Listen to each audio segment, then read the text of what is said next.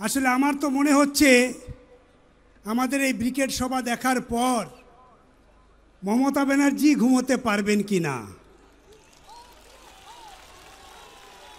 খেটে খাওয়া মানুষের ব্রিগেড, নেংটি পড়া মানুষের ব্রিগেড, কৃষকের ব্রিগেড, শ্রমজীবী অংশের মানুষের ব্রিগেড, যে অংশটাকে সবচেয়ে বেশি ভয় করে নরেন্দ্র মোদী এবং মমতা ব্যানার্জি।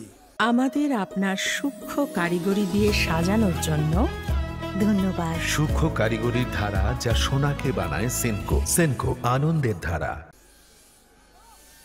আমাদের ব্রিগেড আজকের এখানে সারা দেশের শ্রমজীবী মানুষকে বেঁচে থাকার একটা বার্তা দেবে এই ব্রিগেড। নরেন্দ্র মোদী ক্ষমতায় বসে আছেন, যেদিন থেকে ক্ষমতায় এলেন সেদিন থেকে আমরা কি দেখছি আমাদের দেশে? সবচাইতে বেশি বেকারের জন্ম হলো এই সময়কালের মধ্যে, সবচাইতে বেশি কৃষক আত্মহত্যা করেছে এই সময়, আর সবচাইতে বেশি পরিযায়ী শ্রমিকের সংখ্যা বেড়েছে। অর্থাৎ যারা কলে কারখানায় কাজ করত তারা কাজ হারিয়েছে, মা বোনেদের ইজ্জত অনিশ্চিতের জায়গায় গেছে। আমার আপনার ঘরের ছেলেমেয়েরা কত কষ্ট করে লেখাপড়া শিখে আজকে তারা পরিযায়ী শ্রমিকের খাতায় নাম লিখতে ভিন রাজ্যে চলে যাচ্ছে। এই রাজত্বে হয়েছে। পার্লামেন্টে এদের জন্য আলোচনা হয় না, বিধানসভায় এদের জন্য আলোচনা হয় না। পার্লামেন্ট আর বিধানসভায় আলোচনা হয় ওদের এমপি মন্ত্রীদের কিভাবে মাইনে বাড়ানো যায়। আর যাদের জন্য যে দেশটা, যাদের জন্য সমাজ, যারা এই সমাজটাকে আগলে রেখেছে তাদের জন্য কোনো আলোচনা নেই। কি ছিল আমাদের রাজ্য? আমরা যখন প্রথমে ক্ষমতায় এলাম 1977-78 সালে জরাজীর্ণ রাজ্য ছিল, হাড় কোটা ছিল, গোনা যেত কটা স্কুল, কটা পাঠশালা, কটা বিল্ডিং। আজকের কটা স্কুল আছে গুনতে পারবেন? কেন এত স্কুল? আসলে আমরা প্রথমেই বুঝেছিলাম আমাদের গাঁয়ের মানুষ, দেশের মানুষ, রাজ্যের মানুষ তারা সবাই বুঝেছিল আমাদের যে সময়টা ক্ষমতায় এসেছি নিজের পেটের ভাত নিজেকেই করে নিতে হবে।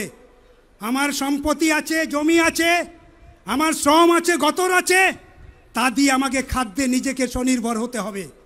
তাই সেদিনকার বামফ্রন্টের নেতারা বললেন ওই জমি দিতে হবে গরিবদের, গরিব চাষিদের। যোদ্ধার জমিদারদের আল ভেঙে দাও, জমি দাও গরিবদের। গরিবরা জমি পাওয়ার পর সেই খোঁড়া জমিতে, সেই নোনা জমিতে নিজের গতর দিয়ে মোরা জমিতে সোনার ফসল ফলিয়ে আমাদের পিছিয়ে পড়া রাজ্য 1 নম্বর জায়গা দখল করলো সারা ভারতবর্ষ জুড়ে। এর জন্য হকদার হচ্ছেন আজকের আপনারা যারা বসে আছেন, সেই গতর সর্বস্ব মানুষ, দিন আনে দিন খান, তাদের জন্যে আজকের রাজ্য এত সম্মান পেয়েছে। সেই লোকগুলো আজকের কাজ পায় না, সেই লোকগুলোর কাজের কোনো গ্যারান্টি নেই, সেই লোকগুলো কাজের কোনো নিশ্চয়তা নেই। দেশ স্বাধীন হয়ে 78 বছর অতিক্রম করলাম, কিন্তু এই গরিব গুরব লোক যারা আজকে দেশটাকে আগলে রাখে, সমাজটাকে আগলে রাখে, তাদের কাজের নিরাপত্তার জন্যে, কাজের গ্যারান্টির জন্যে পার্লামেন্টে আলোচনা হয় না, বিধানসভায় আলোচনা হয় না। তাই আমরা ঠিক করলাম আমাদের একটা কাজ করে যেতে হবে। একটা আইন চাই গরিবদের জন্যে, একটা আইন, যে আইনে সারা দেশের গরিব মানুষ কাজ পাবে, সেই আইন করতে হবে। তার জন্যে লড়াই। পার্লামেন্টে 62 জন এমপি, আমরা বাইরে পশ্চিমবঙ্গ থেকে স্লোগান উঠল সব গরিব খেটে খাওয়া অংশের মানুষকে, মেহনতি করা মানুষকে আমরা ঐক্যবদ্ধ করব।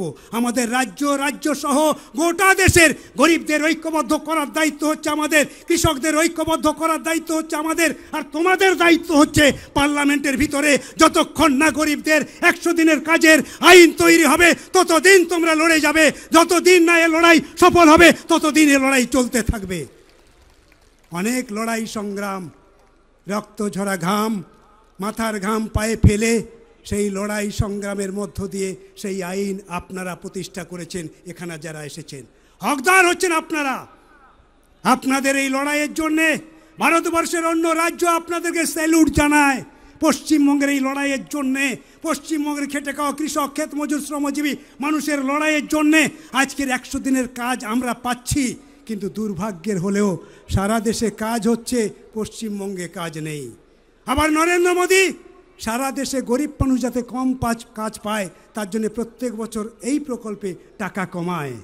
আবার বলে আমরা গরিবের সরকার, আমরা আদিবাসীর লোক, আদিবাসীদের বন্ধু। কিন্তু আমরা দেখতে পাই এই নরেন্দ্র মোদীরা পার্লামেন্টে আইন পাশ করে আদিবাসীদের জমি লুট করে নেয়, আদিবাসীদের রাষ্ট্রপতি করে ওই দ্রৌপদী মুর্মুর কলমে সই করিয়ে নিয়ে গোটা দেশের আদিবাসীদের জমি লুট করা হচ্ছে। আজকের পাহাড় কর্পোরেটদের হাতে, জঙ্গল কর্পোরেটদের হাতে, আদিবাসীরা খোলা আকাশের নিচে। এর জন্যে পার্লামেন্টে কোনো আলোচনা নেই। এই জায়গায় দাঁড়িয়ে আমাদের 100 দিনের কাজের লড়াই। আমরা বলছি ওটা 100 দিন না, ওটা 200 দিন করো, আইনে সুযোগ আছে। ওটা 200 টাকা নয়, 250 টাকা নয়, ওটাকে 600 টাকা মজুরি দাও। 600 টাকা মজুরি দিলে গোটা রাজ্যের মানুষ, গোটা দেশের মানুষ কাজ পাবে। পরিযায়ী শ্রমিকের সংখ্যাটা কমবে, আর পরিযায়ী শ্রমিকের সংখ্যাটা কমলে আমার আপনার ঘরের ছেলেমেয়েরা স্কুলে যাবে, পঠন পাঠন হবে, দেশটা জানবে, দুনিয়াটা জানবে, পঞ্চায়েতরা জানবে। সেই জন্যই লেখাপড়া দরকার, ওটাকেই আটকাতে হবে।